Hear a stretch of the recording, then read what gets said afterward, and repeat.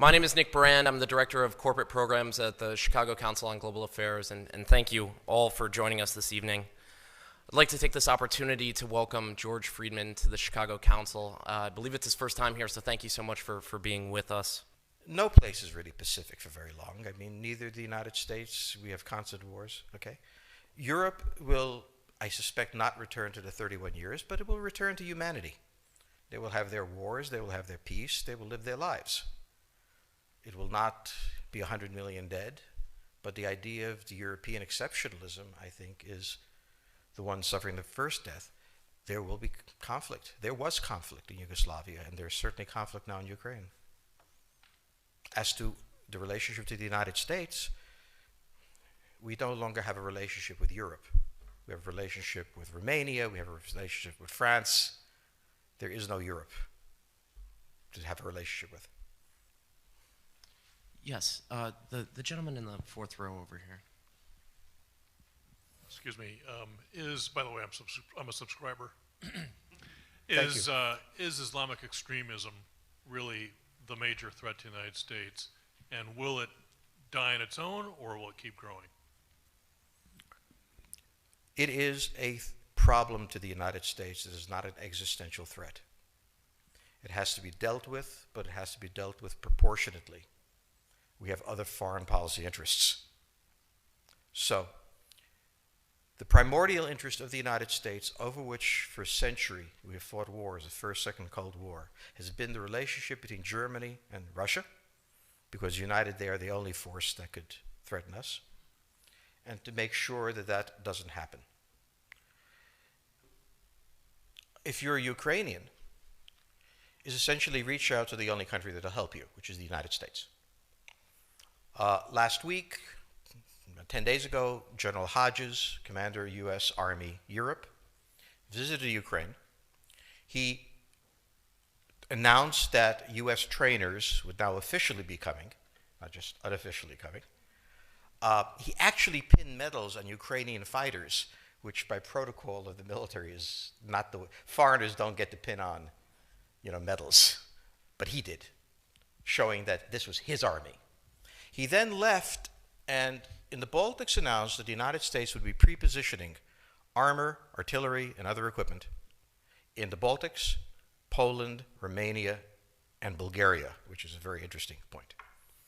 So the United States, and now yesterday the United States announced that it would be sending weapons. Tonight, of course, they denied it, but they are. The weapons will go. In all of this, the United States has acted outside the context of NATO. Because NATO has to have a 100% vote. Any one country can veto anything. And the Turks will veto it just for giggles. The point is that the United States is prepared to create a cordon sanitaire around Russia. Russia knows it. Russia believes that the United States intends to break the Russian Federation. I think that, as Peter Lorre put it, we don't want to kill you, we just want to hurt you a little bit. Either way, we are back at the old game.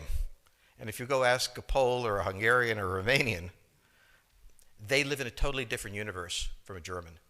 And they live in a totally different universe from a Spaniard. So there is no commonality in Europe. But if I were a Ukrainian, I would do exactly what they're doing. Try to draw the Americans in.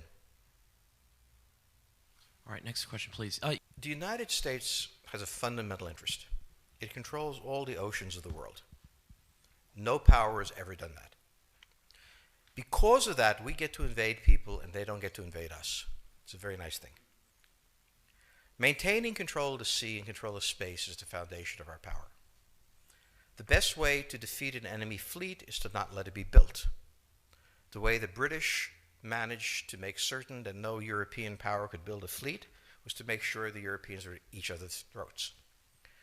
The policy that I would recommend is the one that Ronald Reagan adopted toward Iran and Iraq. He funded both sides so they would fight each other and not fight us.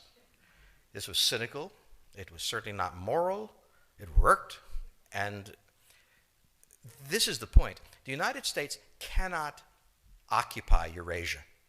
The moment the first boot sets the ground, the demographic differential is we are totally outnumbered. We can defeat an army. We cannot occupy Iraq. The idea that 130,000 men would occupy a country of 25 million, well, the ratio in New York of cops to citizens was greater than we had deployed in Iraq. So we don't have the ability to go across, but we do have the ability to, first, support various contending powers so they concentrate in themselves with political support, some economic support, military support, advisors, and in extremis, do what we did in Japan, in Vietnam, in Iraq, and in Afghanistan, spoiling attacks. The spoiling attack is not intended to defeat the enemy. It's intended to throw him off balance. What we did in each of these wars, in Afghanistan, for example, is we threw Al-Qaeda off balance. The problem we have, since we're young and stupid, is that having thrown them off balance, instead of saying, okay, job well done, let's go home, we said, well, that was easy. Why don't we build a democracy here? This was the moment of dementia that came in. The answer, therefore, is the United States cannot constantly be intervening throughout Eurasia. It must be selectively intervening and very rarely. That is the extreme moment. We cannot, as the first step, send American troops. And when we send American troops, we have to clearly understand what the mission is, limit it to that, and not develop all sorts of psychotic fantasies. So hopefully we've learned that this time. It takes a while for kids to learn lessons. But I think you're absolutely right. We cannot, as an empire, do that. Britain didn't occupy India. It took various Indian states and turned them against each other and provided some British officers for an Indian army. The Romans did not send vast armies out there. It placed kings like, various kings it created under the emperor, and those kings were responsible for maintaining the peace. Pontius Pilate was an example.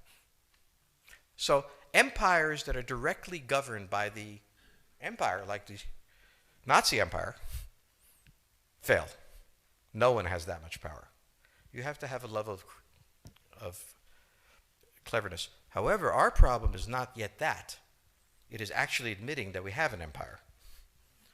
So we haven't even gotten to that point where we don't think we can kind of go home and it'll be over and done. And so we're not even ready for chapter 3 of the book.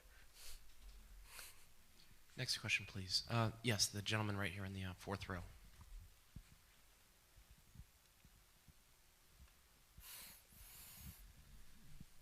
So I infer from your comments that the euro as the currency will not survive. The question on the table for the Russians is, will they retain a buffer zone that's at least neutral?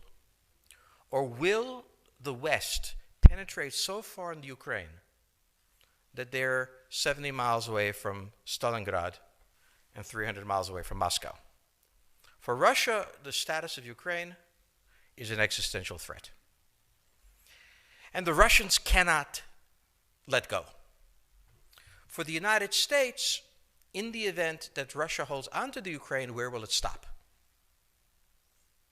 Therefore, it's not an accident that General Hodges, who's been appointed to be blamed for all of this, is talking about prepositioning troops in Romania, Bulgaria, Poland, and the Baltics. This is the intermarium, from the Black Sea to the Baltic, that Pilsudski dreamt of. This is the solution for the United States.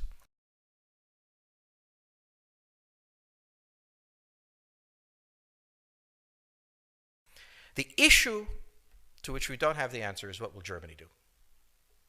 So the real wild card in Europe is that as the United States builds this cordon sanitaire, not in Ukraine, but to the west, and the Russians try to figure out how to leverage the Ukrainians out, we don't know the German position.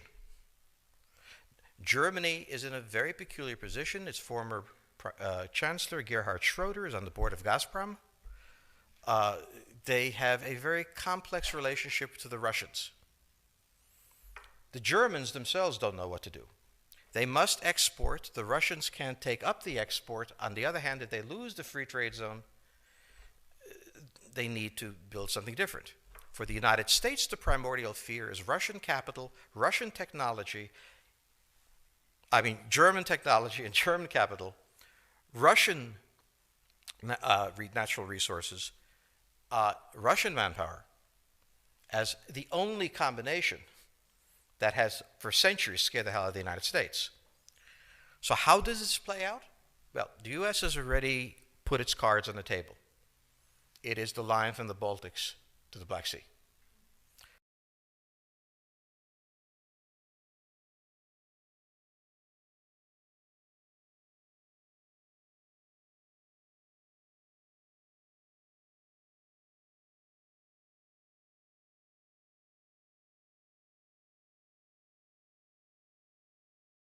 For the Russians, their cards have always been on the table. They must have at least a neutral Ukraine, not a pro-Western Ukraine. Belarus is another question. Now, whoever can tell me what the Germans are going to do is going to tell me about the next 20 years of history. But unfortunately, the Germans haven't made up their mind. And this is the problem of Germany always. Enormously economically powerful, geopolitically very fragile, and never quite knowing how to reconcile the two. Ever since 1871, this has been the German question, the question of Europe. Think about the German question, because now it's coming up again. That's the next question that we have to address. And we don't know how to address it. We don't know what they're going to do. And unfortunately, that's all we have time for this evening.